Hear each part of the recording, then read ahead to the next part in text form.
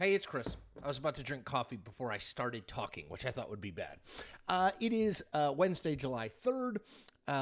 We are still talking about Joe Biden because we still don't know where things are headed with Joe Biden. But today I actually wanted to maybe leap a little bit forward. And I've said before, and I'll say again, I think the most likely outcome, if Joe Biden does step down, which I think is still less than a 50-50 proposition, but could happen, if he does step down, that Kamala Harris, his VP, will be the near certain replacement nominee. For a lot of reasons. She's the current VP. She would be able to access all the money the campaign has raised. She's an African-American woman in a party in which African-Americans and women are critical pieces.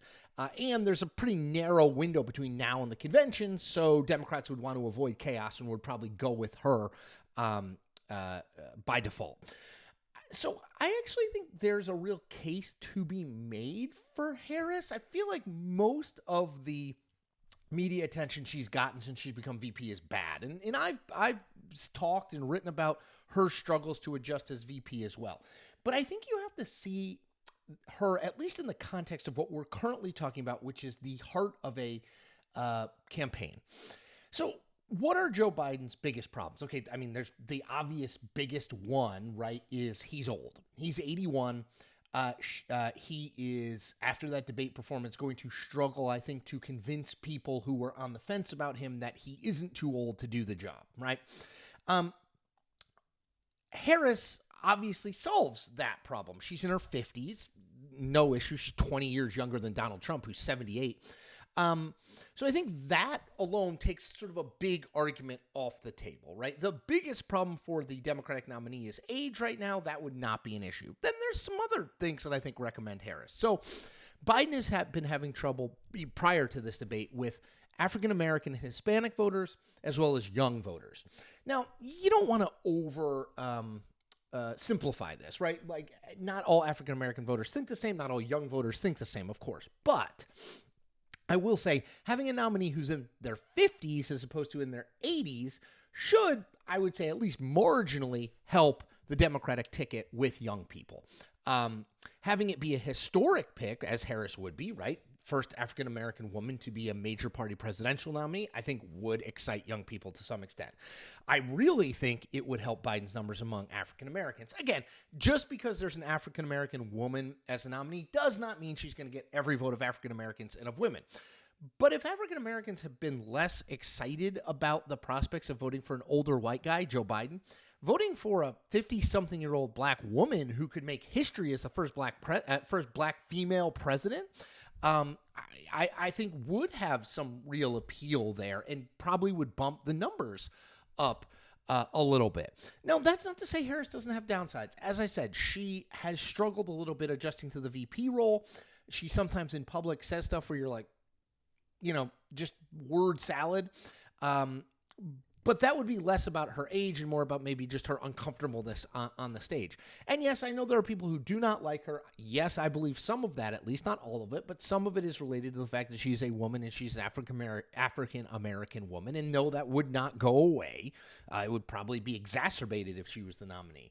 But I do think that there's a case to be made, at least, that replacing Biden with Harris would be a net positive for the party.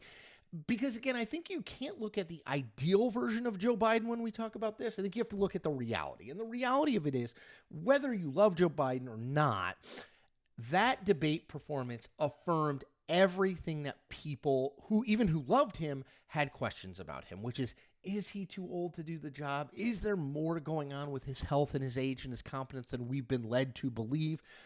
I just don't think that's going to go away because you're talking about a huge event, right? First presidential debate with a huge audience, 50 plus million people watching.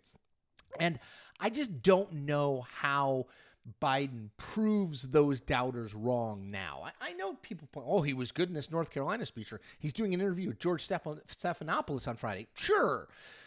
But does one good sit-down interview or one good rally where he's speaking from a teleprompter, does that really, unless you're the most partisan Democrat, does that really convince you that oh, yes, for sure, he's fine now and the debate was a one-off.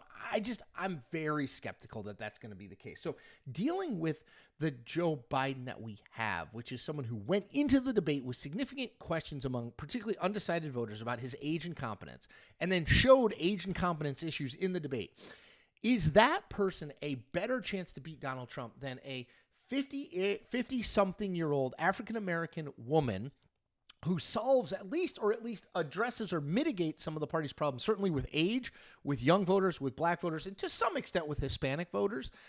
Does that make her a better nominee?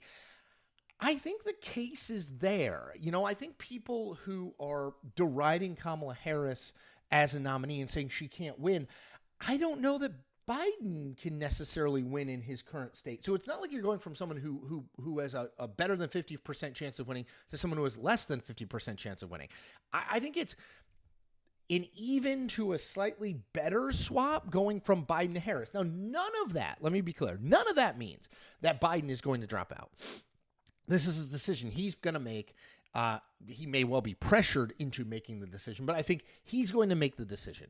Do I think that Biden thinks Harris can win? I don't. I think that's one of the reasons he ran, and one of the reasons he's staying in the race, at least currently, is because he thinks she's too divisive, she's not ready for it, and she can't win.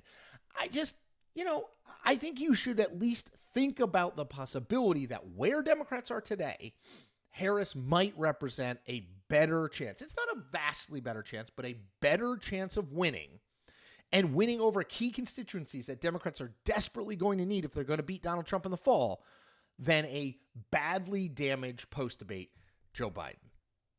Food for thought. As always, like this video, subscribe to my channel, comment on this video, tell 5 friends. We are almost to 30,000. I think we can get there in the next week. Let's do this, people. All right, take care.